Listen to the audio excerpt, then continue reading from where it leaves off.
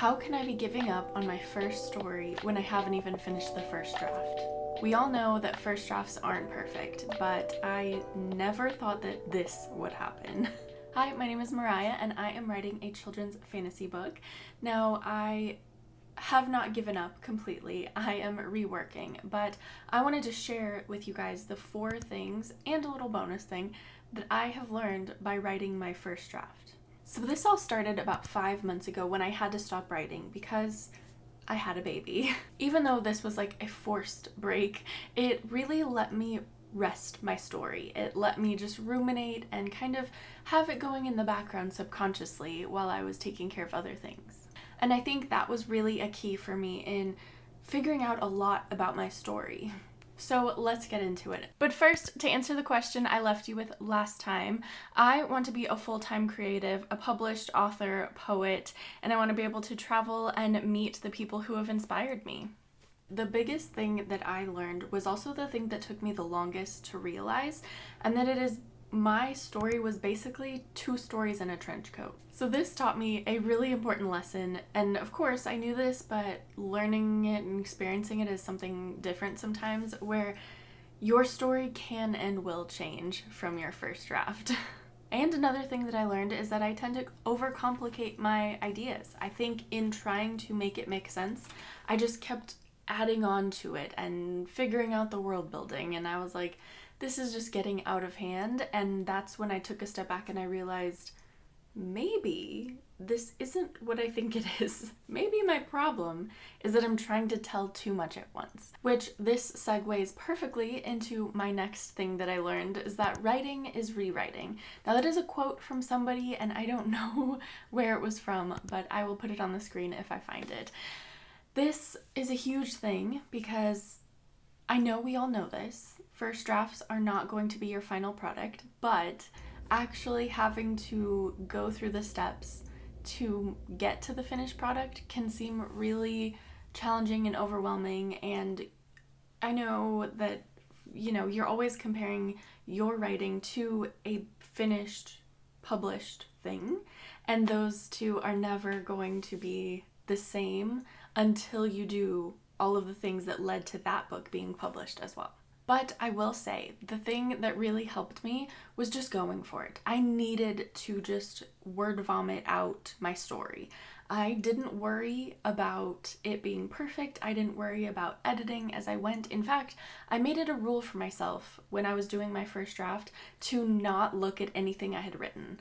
I would not go back and read chapters. I would not go back and pinpoint different things. I just kept moving forward, and that I think really, really helped me just finish the story. And that is such a crucial thing to realize, because editing can be for the second draft, or the second draft can be for editing, and I'm talking huge big picture editing. So developmental things with like the world building, finding your point of view, like really honing in on what point of view you're using to tell your story and how that affects the narrative, and if your main character should be the main character or not. So this is something that I also had to realize, because my POV was definitely kind of a mess, and not in the sense that I switched tenses or that I would switch in and out of POVs, but in the sense that I did a lot of head hopping. And then I realized, wait a second, I think I'm getting derailed by different characters in different moments. So I need to refine that. I need to really specify my POV. And another thing that can really be honed in the draft too is your writing voice. Now this is how you're telling your story, not only POV, but what style you write in, whether it be more flowery prose or more succinct, direct voice. This is something that you can experiment with and really play with and really, like I said, hone in on in the second draft, because you're not just trying to get the words out on the page anymore. You already have the story idea out there. And as far as my story goes, I will say I'm a sucker for some flowery prose. It's the poet in me, I suppose, but I can't help myself, so, sue me. And another thing that I've come to really appreciate, even though maybe it was like a subconscious thing that I knew, but I never really thought about it as a writer, this is my first time writing, but it is that you don't just write visuals, you write experiences. Now, of course, this can look many different ways, and you can, phrase it a million different ways, whatever makes sense to you, but I like this way of thinking about it because you're not just telling the story through your character, you're living the story through your character. You're using all of their five senses and what it feels like to be them in this story. Even if you're telling it third person point of view, or if you're not in the character's head like a first person story would be, you're still telling it through their lens, through their experience, through what they feel and experience. So that's definitely been helpful going into it. And now the next thing that I learned, the fourth thing that I learned writing this draft, is that toddlers are right. Why?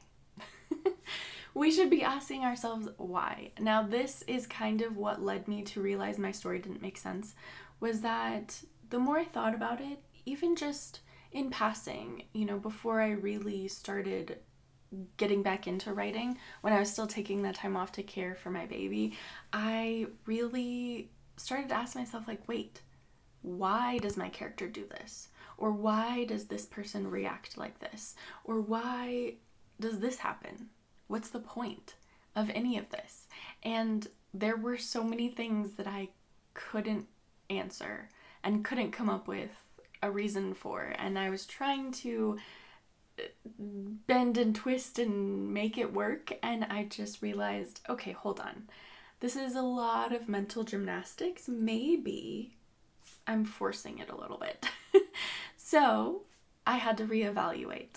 And I think a big indicator looking back now is that I was kind of losing motivation or losing interest in my story. And I think I will now, whenever that happens to me, stop and think, okay, does my story make sense? Is there something about it that I don't want to face? And so that is making me lose interest, because that's exactly what happened here. Yes, I had a baby and I had to take off time anyway, but I think looking back, I was slowly starting to dwindle in my motivation and my interest, and I should have stopped and thought, okay, why am I no longer motivated to work on this story?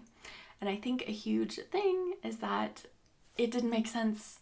I was just trying to force things to fit together that just were not working, and I needed to figure them out. I needed to flesh that out in order to be excited to tell my story again, because I knew where my story was heading. So that might be a reason that you're stuck. Maybe you just have to reevaluate and ask why. Why? That definitely helped me, so maybe it will help you. All in all, I'm really excited and grateful that this happened to me this way, because I think I might have unlocked what my writing process will be. Now, of course, I am open to growing and changing, and maybe this will happen completely differently the second time, and the third time, and the fourth time, with all of the books that I want to write. But this might be my process.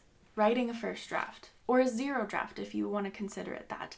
Just dumping everything out, and then taking some time to rest, don't even look at it, and then coming back and reevaluating. I'd say, okay, let's flesh this out, let's outline it, let's figure out all these story beats and these characters, and really zero in on the story that I want to tell. And then draft 2.